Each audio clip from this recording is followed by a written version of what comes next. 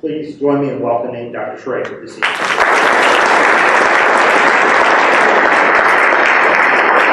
Thank you, and I apologize in advance for all of those lengthy titles and all of the ofs and ands and stuff. But the main point, and I was in fact a agency officer, active duty agency officer for 31 years. But as I counted, I'm now in my 48th year working in national security, primarily for the CIA, either as a staff officer or as a contractor. I've also spent a lot of time teaching, and because of that teaching, I had discovered that there is a lot of ignorance about the CIA or a lot of misinformation. If you've gotten your information from either James Bond movies or from TV shows, you can see right now I'm not Sean Connery. So I'm sorry to disappoint you. But because I did spend 3 years dealing with Congress, I'm used to mean questions. So I hope that at the end of this, we will have time. In my present side avocation teaching at Georgetown, my classes are 2.5 hours long. So it's going to be a real strain for me to do this in a half hour. But basically what I'm going to tell you is you should buy the book. And I'll show you a few pictures, and I'll sort of summarize the main lessons that I think I've gotten from my own career, but also from my research. And you can see here, that's me. You can recognize which one is me over here. The other one is another distinguished Missourian that I'm now dubbing an honorary member of the Missouri Gang. That's Judge William Webster from Webster's Grove near St. Louis. And he holds the distinction for being the only man who's both director of the FBI and director of the Central Intelligence Agency. And beyond that, he also served in the U.S. Navy in both the Second World War and Korea. So he's the third Missouri director of the agency, and he also, like the first two Missouri directors, was a naval officer. So we've got that little connection going.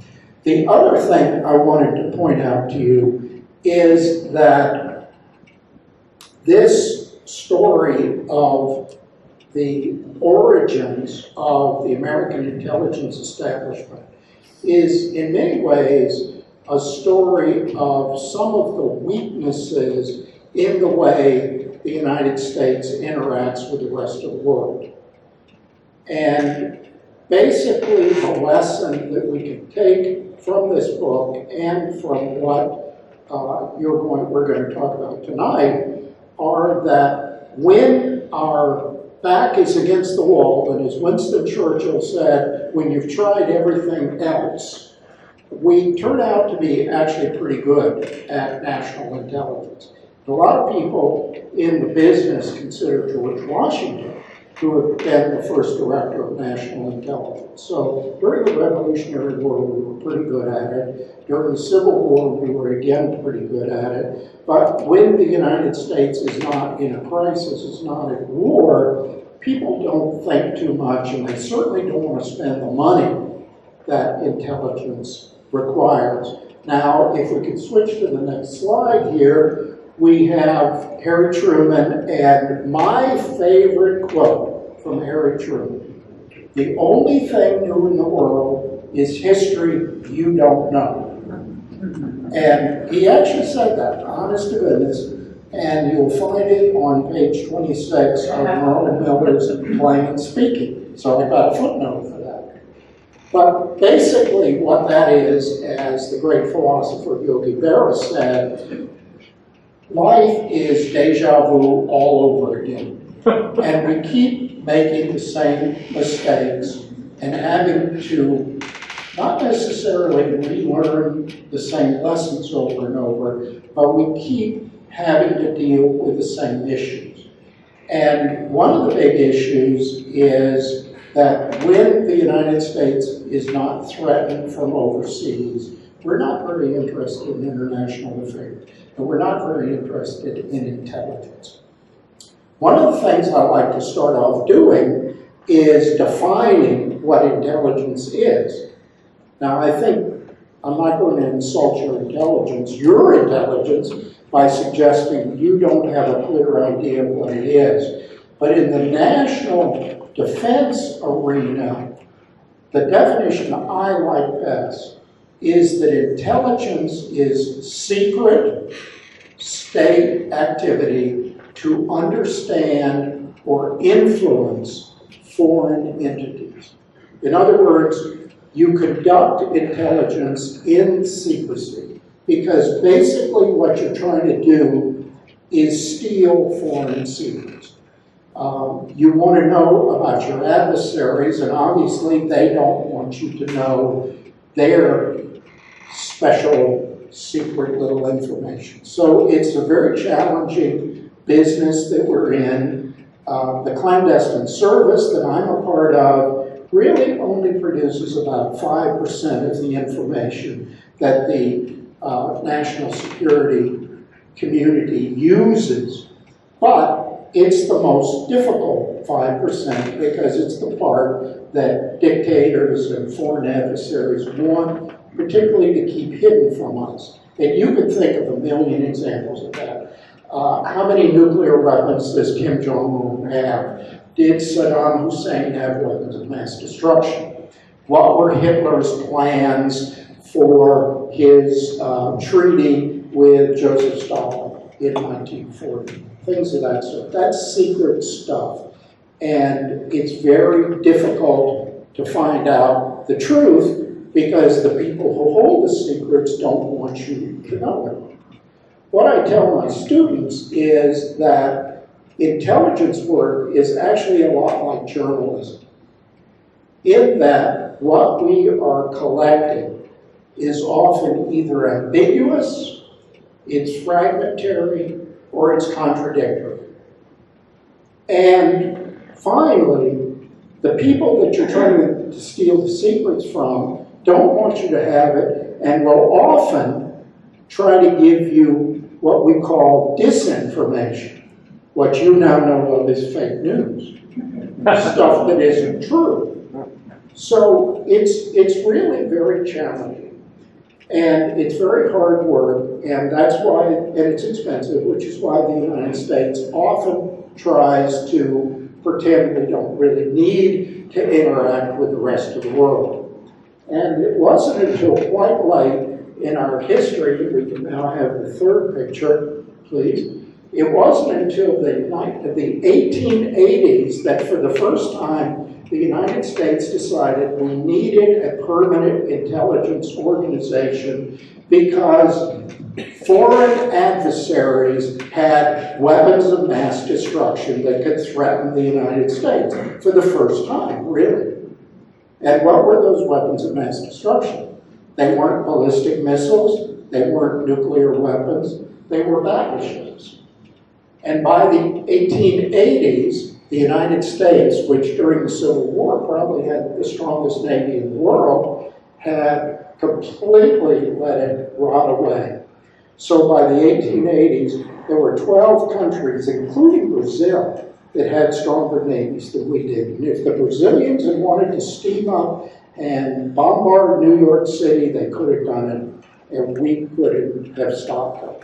So for the first time, the United States Navy decided, you know, we need intelligence collectors, intelligence officers who could go overseas, observe what the foreign navies are up to, like the big threats, like the British Navy, the French Navy, the German Navy, even the Russian Navy, and later on the Japanese Navy. So they started a series of attachés who were uniformed naval officers who served overseas in embassies, the way State Department officers do, or I'm not allowed to say this, but during the 1930s, you will be shocked to discover that there were American intelligence officers serving in embassies abroad as well. So you not only had uniformed people, but you had people in civilian clothes. And basically what you're trying to do is look at what the threats are. During the First World War, we did a pretty good job. We're moving fast here. We did a pretty good job of intelligence collection. And the picture there is a Danish-American architect who became a naval officer. His name was John Allen Gade. And he served in the Baltic during the First World War. And then after the First World War, he went back to Amsterdam as the attaché in the 1930s. So we were pretty darn good in the First World War. We were particularly good at what we call communications intelligence, code breaking. And again, at the end of the First World War, that was all abolished. And the naval intelligence and army intelligence shrank away to nothing. The State Department shrank away to nothing because, as you will perhaps recall, there weren't any global threats in the 1930s, right? There was nothing going on in the 1930s. You just had the Nazis and the Soviet communists fighting a proxy war in Spain. Spanish Civil War, testing out their weapons and so on. You had fascists in Italy, you had the Nazis in Germany, and they were expanding. Mussolini invaded Ethiopia, and Hitler took over Austria, he took over chunks of Czechoslovakia, and he remilitarized the Rhineland, which was the buffer between France and Germany. So, again, but we didn't want to think about that stuff, but we did have a few intelligence officers dealing with those issues. So now, let's go to the next slide and we'll explain how Missouri works into this. And the way Missouri works into all of this is, on the left, you've got nice, no, I guess that's the right. On the right, you've got nice, clean, wholesome St. Louis, the fourth biggest city in the country. On the left, you've got Sodom and Gomorrah there, wide open, Kansas City with the Pendergast machine and so on. And as it happens, the permanent American intelligence establishment, which was created in the Second World War and then was solidified by Harry Truman after the Second World War, has a lot of connections to these two cities. You all know Harry Truman, when he first came to the Senate, was considered just a mouthpiece for the corrupt machine. And in fact, they used to call him the senator from Pendergast.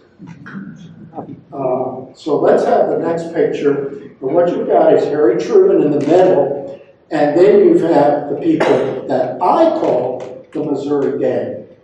And a number of these folks are, in fact, from Missouri. You have Admiral Sidney Souers, who was a St. Louis businessman. He made his fortune in insurance company and banking. Above him, not from Missouri, but very close to Truman and Roosevelt, was Admiral William Leahy, who had been the chief of naval operations, and then became the chief of staff to the commander-in-chief. In other words, he was Roosevelt's chairman of the Joint Chiefs of Staff, and then he was Truman's chairman of the Joint Chiefs of Staff. This guy, Hoyt Vandenberg down here, is the second director of Central Intelligence. He just got slipped in because of his daddy's political position. Or not his daddy, but his uncle. His uncle was Arthur Vandenberg, who was a very famous Michigan senator and chairman of the Senate Foreign Relations Committee. So Truman, having been a senator himself, knew how important that was. On the other side, we've got Admiral Roscoe Hillenkoetter, who's sort of the center of my story. And Hillenkotter's daddy was a German-American mailman in St. Louis. Hillenkoetter was raised in a blue-collar, working-class family in St. Louis.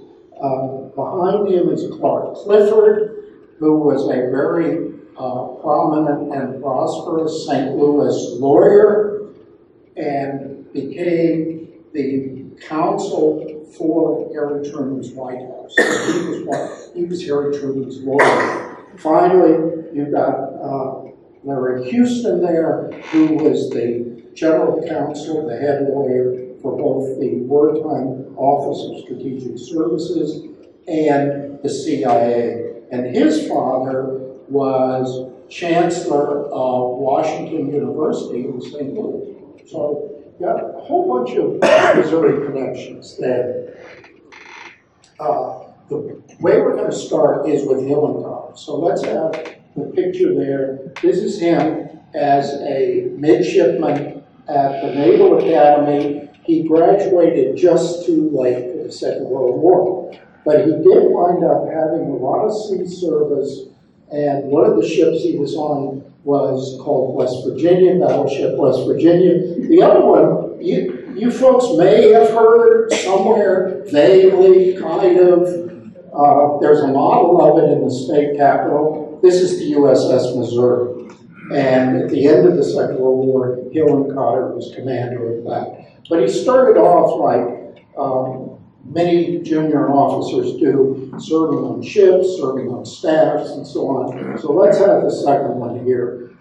What really changed his life a lot was, and I don't know how this happened, but somehow Hillenkoetter, aside from, of course, speaking German, because he was raised in a German-American family in St. Louis, also happened to speak French and Spanish. And he taught those languages at the Naval Academy. It's very frustrating to research Hillenkoetter. I'll sort of bare my soul here a minute, because there's so little information. He never wrote his memoirs. He never gave very many interviews. And really, the only way you can find out about his early years is by going to the Mercantile Library in St. Louis and looking at the old phone books, those Gould's directories of St. Louis, and you can track down where he lived and stuff. Then, of course, you can go to the Mormon genealogy sites, which are just wonderful. If you've never looked at them, if you're interested in genealogy, the Church of Latter-day Saints has one of the greatest genealogical databases in the world. You find out a little bit about that. But basically what happened is in the early 1930s, he wound up as an assistant naval attaché in Paris. Now what that means is, like me, he was an intelligence collector. Only while I did it undercover in secret, he was a declared naval attaché. Everybody knew what his job was. He was there to collect information on potential adversaries. And one of the most remarkable things he did was he took a drive along the German border east of the Rhine in the mid-1930s when Hitler was remilitarizing and fortifying that period. And he was just driving around, and there were a lot of German soldiers or German labor corps. You see the guys up at the top? They're marching with shovels, not weapons, but they were clearly military. It was the militarized German equivalent of the American CCC, Civilian Conservation Corps, but it was basically a way to hide size of the army. And then you had mechanization of the German army, and he would pitch hitchhikers, and he'd offer them cigarettes, and he'd say, hey, I'm an American, chat with them in German, and say, what are you guys working on? Oh, we're building an air base here, we're building a fort there, this is where our bases are. Because he was neutral. The Americans were neutral. And this is one of the skills that CIA officers have to learn. Hillenkoetter got all this, I don't know how, but he was able to do it. There were repeated war scares during that period, and especially in France, there was widespread panic through much of the 1930s, because don't forget, you were just 20 years away from the First World War, which had been fought in France. So whenever anybody would hiccup in the Sudetenland, or when Hitler would move into Austria, widespread panic would break out, and people would just leave their homes and rush south to avoid what they expected was going to be a German invasion. And Hillenkoetter was there. He witnessed the success of Franco's fascists at the end of the Spanish Civil War. He was actually there, as a neutral observer. And let's have the next one here. And he was in Paris in June of 1940 when France collapsed. He, the army attaché, and the chargé d'affaires at the embassy, in other words, the deputy chief of mission, were left there in Paris. And they saw the Germans come in. They went over to talk to the German commander, who had been a military attaché himself in Warsaw, and he said, hey, I know what your job is. You're here to try to collect information, so ask me any question you want. So Hillenkoetter's question was, how are you going to conquer England? And he said, don't worry, we got it all planned out. And this was about the time of Dunkirk, so, you've seen the movie. I think the Germans were fairly confident that they had it all planned out, but didn't work out that way. Hillenkoetter stayed, and in the winter of 1941, a new ambassador came to France. By this time, the embassy wasn't in Paris anymore, it was in Vichy. And if you see the grim-looking guy in the middle with the eyebrows, that's William Leahy.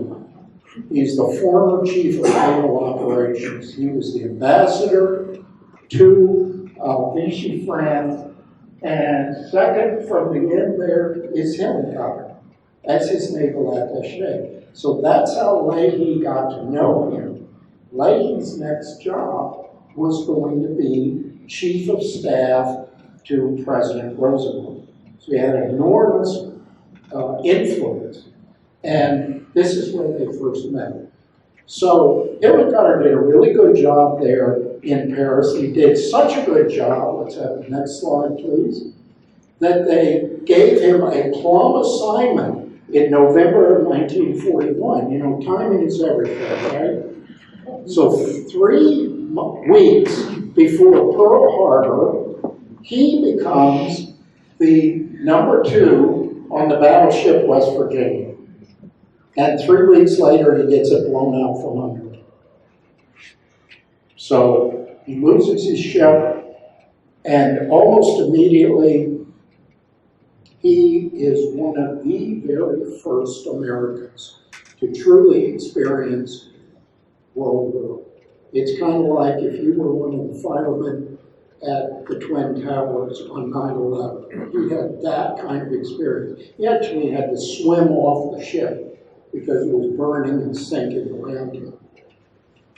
He was, within months, appointed to be the chief of intelligence to the Pacific Fleet. So he was Admiral Chester Nimitz' chief of intelligence. And again, if you can imagine how chaotic the situation was, we weren't prepared for war. We were being pushed back all across the Pacific. Manila had fallen. Douglas MacArthur had to evacuate down to Australia. Australia was being threatened. Wake Island, Midway was being threatened. We didn't have any resources. We didn't have any skilled intelligence officers. We had very few Japanese linguists. And they gave the job to Hillenkoetter, who's now a captain. And they said, okay, you figure it out. And he ran the center for about 6 months of chaotic improvisation. And that's one of the big lessons, how difficult it is to get different parts of the government working together. And this was something that Hillenkoetter learned firsthand. Pearl Harbor is a perfect example of the failure, not of intelligence collection, because we had actually decrypted the Japanese messages that said, hey, the embassy in Washington, you better burn all your papers and destroy your code machines.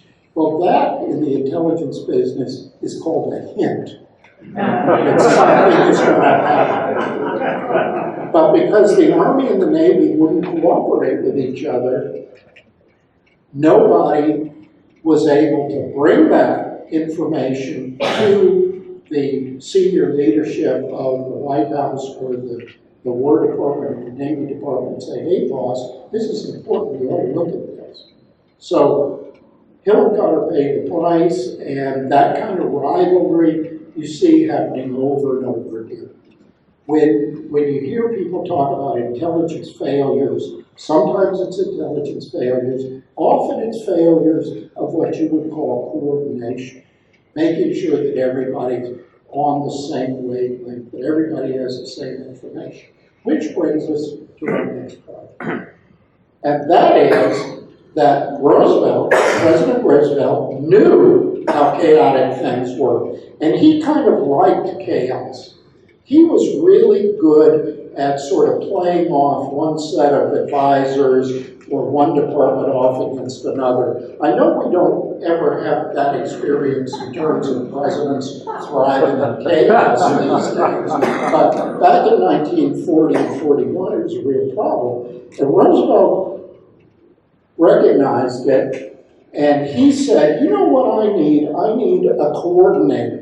I need a coordinator of information who will get the Navy and the Army and the State Department and all its people to play well with each other and to share information, which is a novel idea as well. And that's one of the lessons we didn't ever learn and have to keep relearning over and over again. The FBI has this, but they're not going to tell the State Department. The Army has this, but they're not going to tell the Navy. And it's just a big mess. But of course, when they all discovered that Roosevelt was going to make somebody be their boss, basically, be their coordinator, they immediately united to try to smother his little organization in the cradle. And that's exactly what happened at the end of the war with the CIA. But William Donovan, World War I Medal of Honor winner, New York lawyer, a Republican, who had run to take Roosevelt's place as governor of New York when Roosevelt became president. So he was a political opponent of Roosevelt's, but Roosevelt made him coordinator of information. And he was given an office. This is Washington, D.C. That's the Lincoln Memorial there. You've got the State Department just above it. And those little buildings over there are the original headquarters of Donovan, and they're the original headquarters of the CIA. It's the old Navy Medical Center on what was called Navy Hill. So he immediately starts trying to figure out what we need to know to understand foreign adversaries. Now, when you're going to do that, who do you really need? If your job is to understand what's going on overseas, who do you turn to? Let's have the next one. Who you turn to are college professors, because they're the experts. And at the top you have William Langer, who was a historian at Yale University and down below at Harvard University. Down below Sherman Kent, who was a historian at Yale. And you basically, the first thing you do is you go into your archives, which are the world's greatest repositories of everything, and who better to research archives than historians? So you find out what you know, and once you found out what you know, what you do understand, then at least you have a fighting chance of figuring out what you don't yet know and what you need to know. And there you have pictures of the analysts at work. You'll notice a good number of them women. So it wasn't just pointy-headed liberal men doing this, it was also very bright women. So the first part of the Office of Strategic Service that he created was an analytic office called Research and Analysis. And that, ladies and gentlemen, is what makes the CIA and the OSS unique in the entire world. We are unique organizations in the sense that most intelligence organizations basically are espionage. They're basically people who go overseas and steal secrets from foreign countries.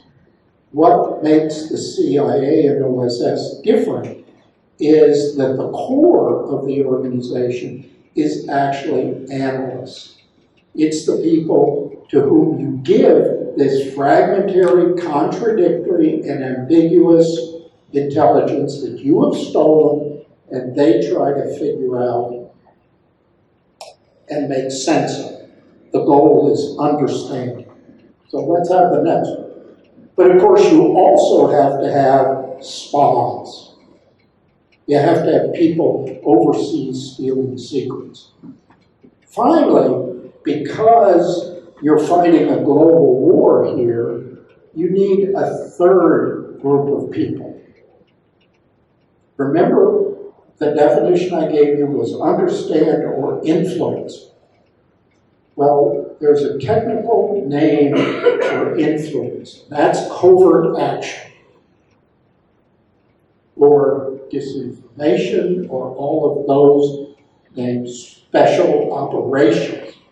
The British had done special operations since Dunkirk. They've been fighting for a number of years before we got involved. But one of the things that the OSS pioneered and the CIA then did was operations behind enemy lines. Basically, all of Europe was occupied. All of South Asia was occupied by the Japanese.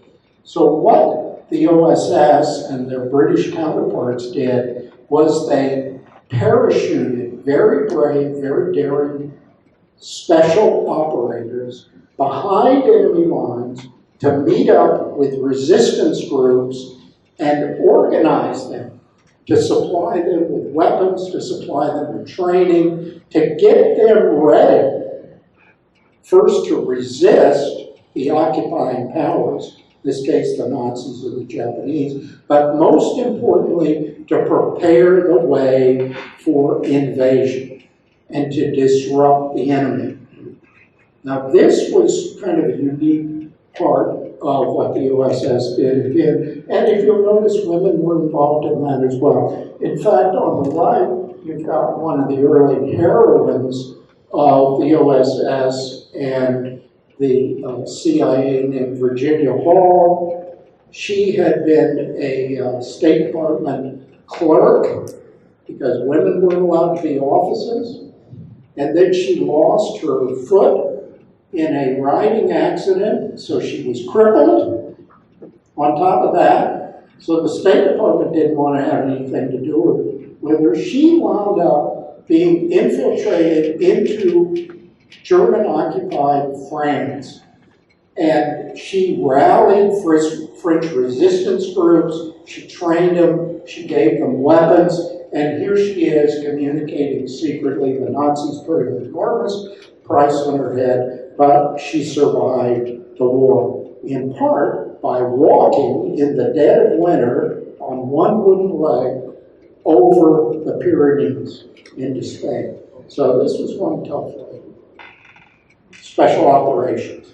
Okay, whoops, we moved a little faster. Okay, let's go back to Washington. We've got this well-oiled machine going on of wartime intelligence. We've got our analysts, we've got our spies, and we've got our special operations guys. Meanwhile, back in Washington, there's a lot of political maneuvering going on about the 1944 election, because nobody thinks Roosevelt is going to survive for another full term. So who his vice president is going to be is very, very important. Now look at that picture of Truman and Roosevelt and tell me what the difference in age is of those two men. Roosevelt now has been president for 4 times 3, 12 years, right? 12 years. Brought us out of the Depression, has been fighting a global war for 3 years, and here he is with fresh-faced, energetic, go-getter, young Harry Truman. What's the difference in age? 2 years. Harry Truman is 60 years old, and Roosevelt is 62.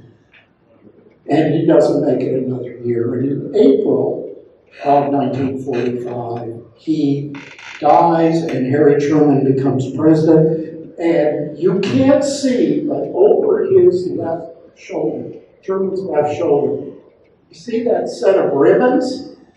That's Admiral Leahy in the background as he's being sworn in.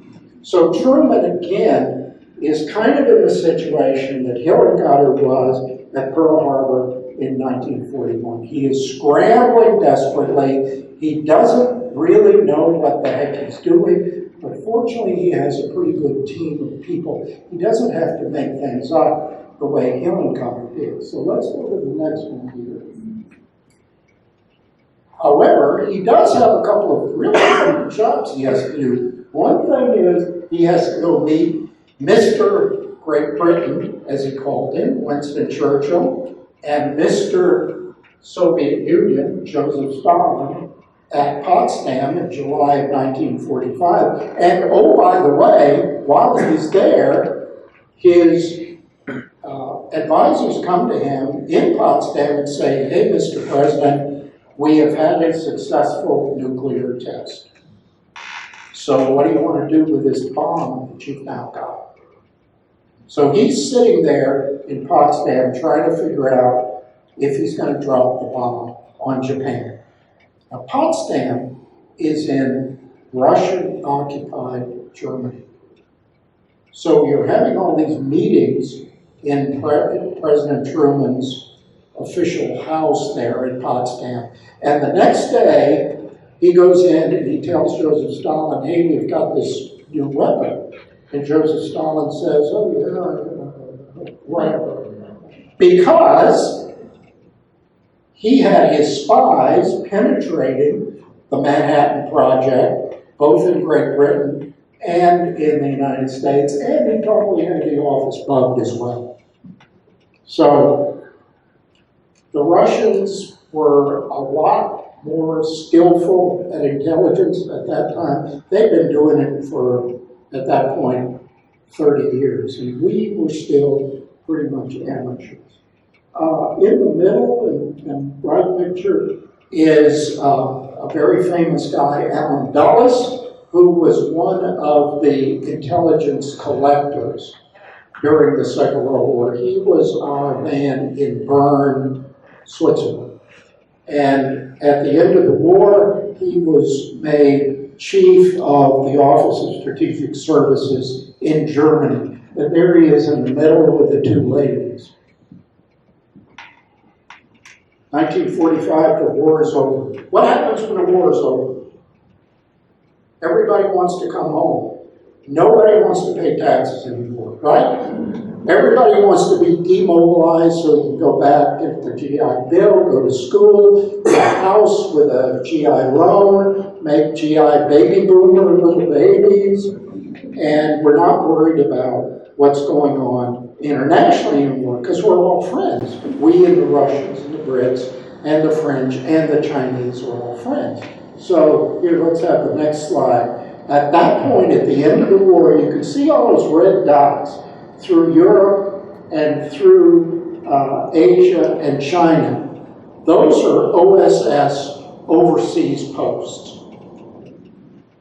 The Japanese surrender on the 2nd of September 1945, by the way, aboard the USS Missouri, and by the 20th of September, 3 weeks later, the USS is abolished, completely abolished.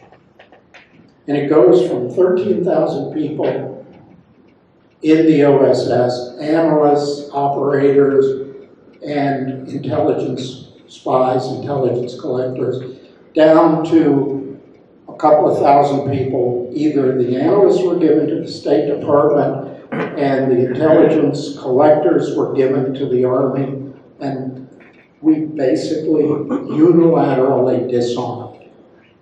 Now you're going to have to find out in the book, or you can ask me afterward why that happened, but it did happen.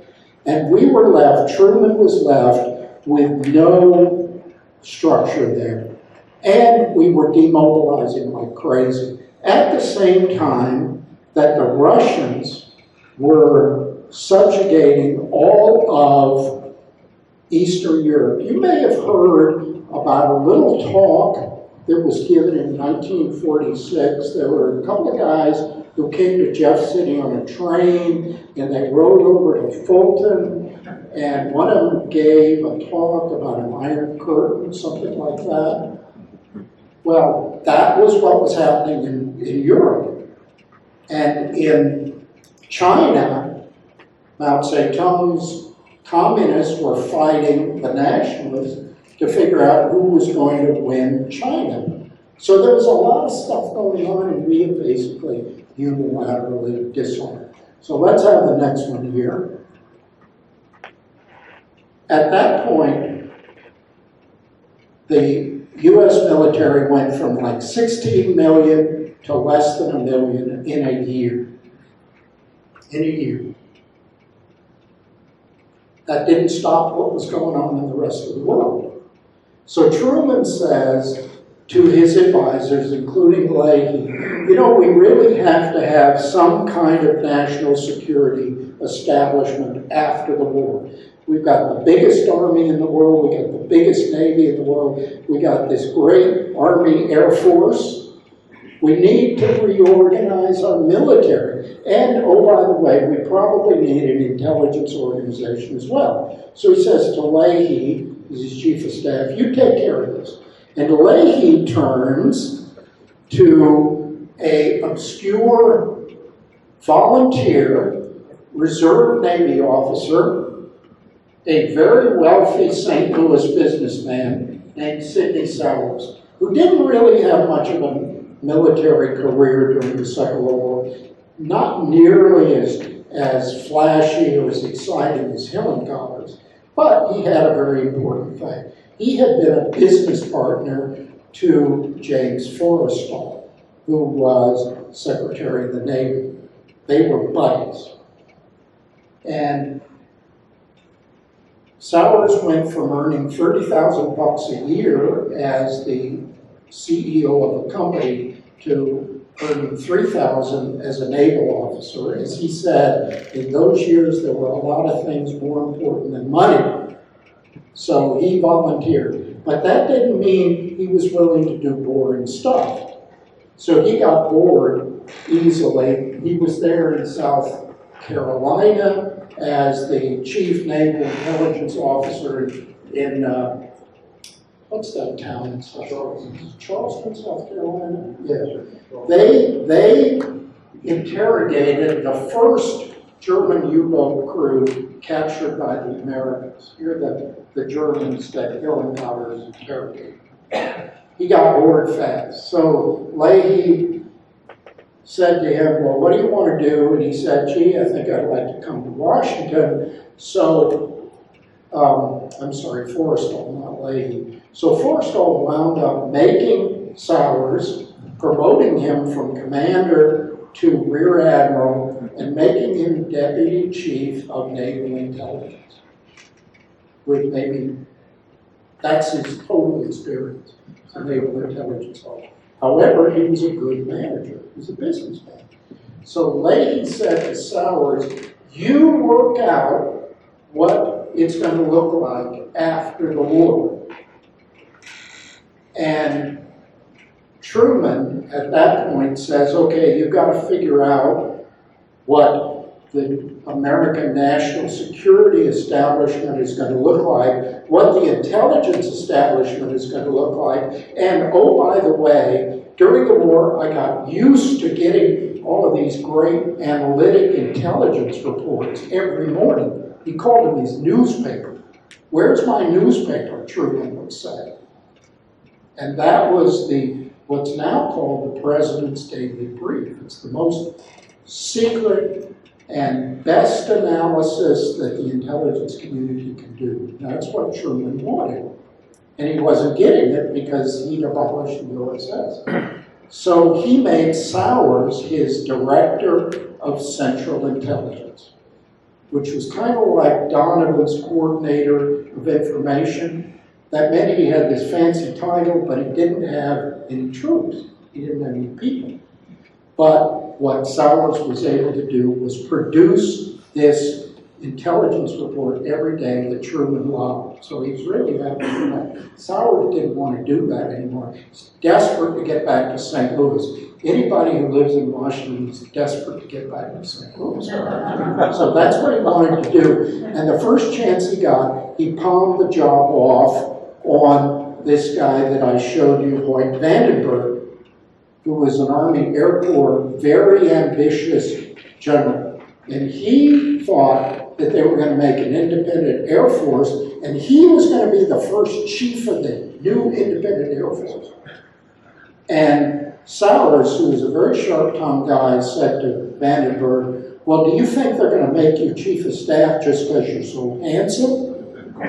You have to come to the CIA, or not the CIA, but you have to become the director while we reorganize everything. So Vandenberg took over the job, and Souers was all set to head back to St. Louis when Truman says, not so fast, I still want you to reorganize everything. And he also turned to this very young lawyer in the White House, Clark Clifford. And that was what they did. Now, I'm not quite sure what this next picture is, but let's go to it anyway. Okay. While all that's going on in Washington, Hillenkoetter is having a better time. He fights the war in the Pacific in charge of destroyers, and then he becomes, at the end of the war, the commander of the most famous warship in the world, USS Missouri. And he's in command of the Missouri in January of 1946. And at that point, everybody loves Missouri. So the good people of St. Louis decide, well, we are going to do a really nice thing for that battleship. And we're going to give them a solid sterling silver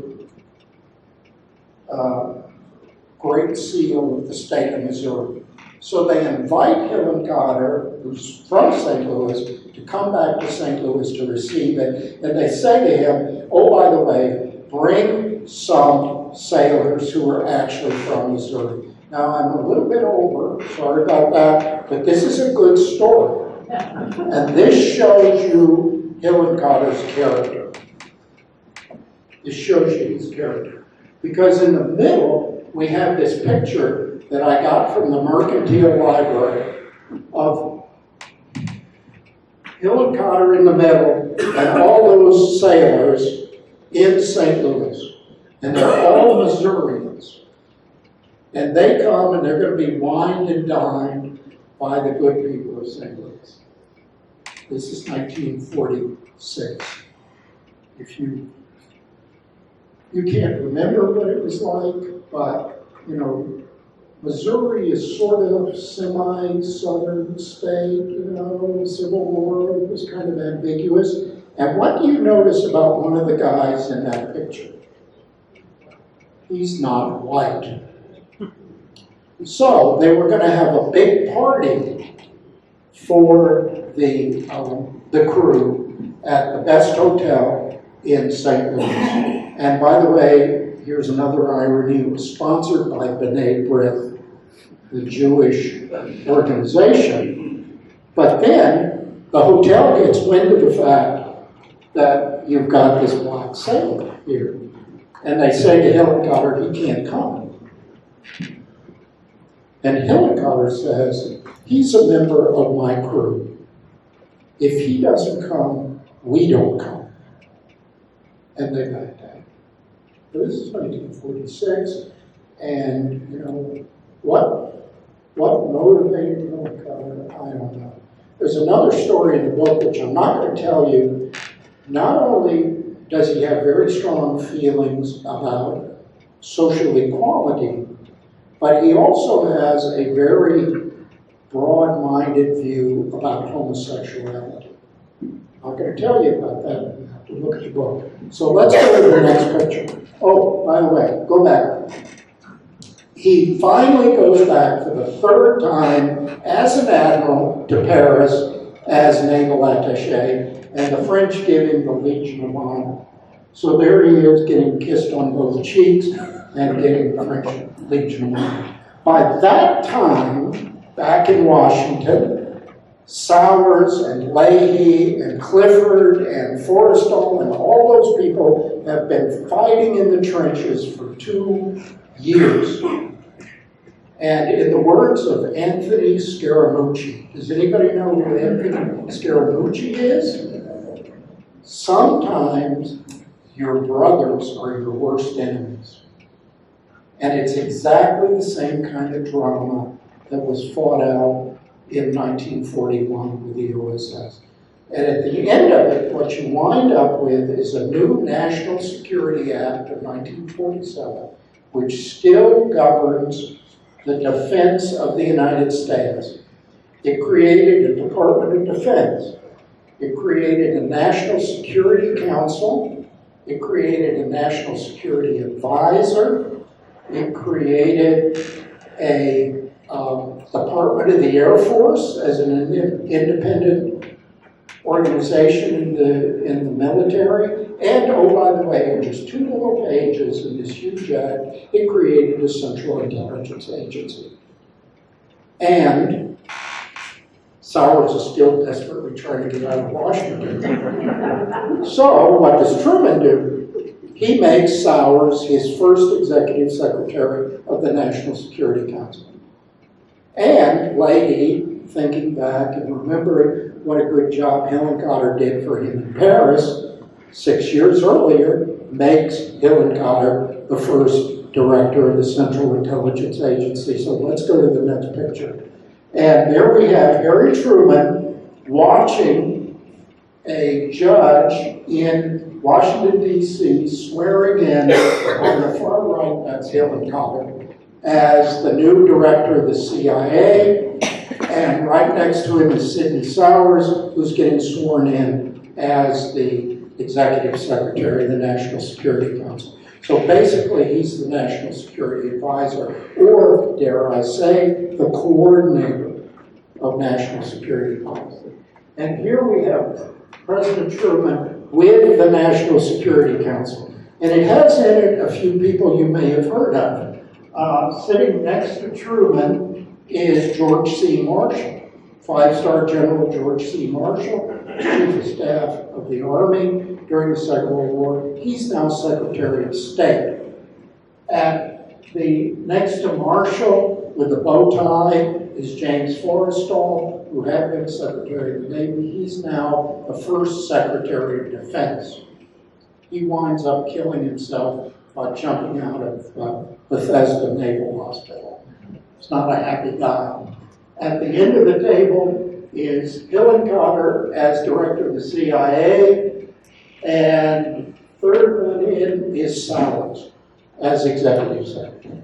So there you have basically the structure and the positions and the organizations, including the CIA, which we kept intact all the way to the end of the Cold War, and that still are the way the presidents manage national security. So it all started off here. And basically what Hillenkoetter was able to do was recreate all of the functions of the OSS. analysis, espionage, and special operations that we call covert action in the CIA. So let's go to the next one.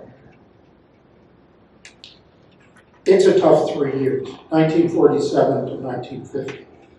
And there are a lot of failures, there's a lot of organization happening, people are still scrambling around, nobody quite knows what his job is. It's a tough, tough job. And meanwhile, Alan Dulles, who you saw back there, is bitterly disappointed that Dewey didn't beat Truman in 1948, because Dulles had been advising Dewey on ways to either knife Truman or to knife Hillenkoetter. And so he's got his mouth all set. He's going to become the new director once Dewey becomes president, which of course didn't happen. But nonetheless, there are other crises, there are other disasters. China falls to the communists, all of Eastern Europe falls, the Soviets detonate an A-bomb, and the Russians, Joseph Stalin, gives the first Kim Il-sung permission to invade South Korea. Korean War starts, and of course, the CIA is blamed for not seeing it coming.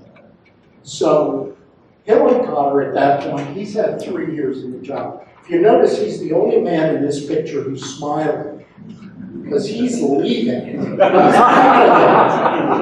And where is he going to go? He's a naval officer. He loves the Navy. So he leaves the CIA, is replaced by Dwight Eisenhower's chief of staff, Walter Beetle Smith,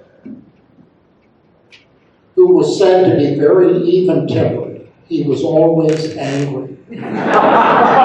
So he becomes director of the CIA, and Hillenkoetter goes back to the U.S. Navy, managing a cruiser squadron off Korea, and that's his flagship, USS St. Paul. So by December of 1950, he is basically saving Douglas MacArthur's army, which had provoked the Chinese and the Russians so much that the Chinese entered the Korean War and basically almost ran us off the entire peninsula.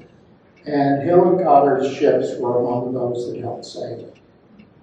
He then retires from the Navy, let's have the next picture here, and he disappears. Nobody ever hears anything from him again until 1960. Now you may wonder about this picture, so it's going to take me a bit to explain this. So Hillenkoetter retires, he gets a good job, he moves to New Jersey, he's really happy, he's prosperous, and then in 1960, out of nowhere, he writes a letter to the New York Times, which if any of you have ever heard of Roscoe Hillenkoetter, or if any of you ever Google Roscoe Hillenkoetter, you really won't hear about him being a CIA director, you won't hear about him being a World War II war hero, you won't hear about him being a naval attaché. What will you hear about Roscoe Hillenkoetter? He wrote a letter to the New York Times saying, the U.S. government is hiding the secret of UFOs. Oh my God. Unidentified flying objects. There is a conspiracy in the government to hide UFOs from you. So if there are any UFOologists in the room here, one of your heroes is Roscoe Hillenkoetter because he blew the lid off it. Okay, now this is like in the spring of 1960. 2 months later, 1st of May 1960, Hillenkoetter is proved correct. The U.S. government, the CIA and the Air Force, had in fact been hiding the secret of unidentified flying objects. You know what they were? What happened on the 1st of May 1960? Gary Francis Powers flying a CIA high altitude secret aircraft, U-2, is shot down over Russia. In fact, when Hillenkoetter wrote his letter, the senior people in the CIA and adults by this time started thinking, geez, maybe we ought to tell Hillenkoetter about the U-2, but it was too late by that time. At any rate, that is his legacy. But that's not his only legacy. What you have here, just for scale, is the size of the present largest U.S. Navy aircraft carrier. It's the Gerald Ford, and there's a picture.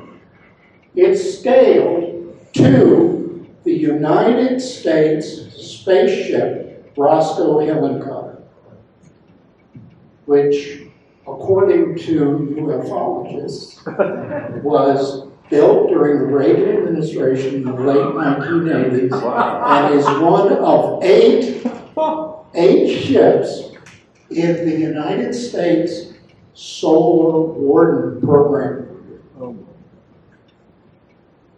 Extensive research has only discovered the name of one of these ships. One of them is the Hillenkoetter, a spaceship. Guess what the other one is? The Curtis LeMay.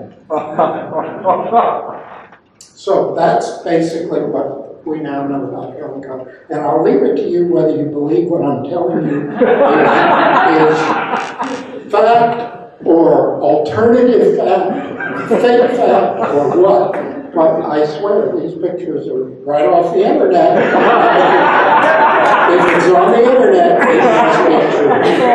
Gotta be true. So I'll leave you now at the last, I ran a little bit over, so let's have the last slide. This is every president of the United States has a portrait at the CIA headquarters. And then everyone writes something nice about the agency. And what Harry Truman wrote to the Central Intelligence Agency, a necessity to the President of the United States from one who knows. He created it. He was the first beneficiary of the CIA. And that's basically what I'm writing about, to try to let you folks know a little bit of what the CIA really does and how it got to where it is now. So, I ran a little bit over. I hope I entertained you. I mean, you wouldn't have wanted to miss that.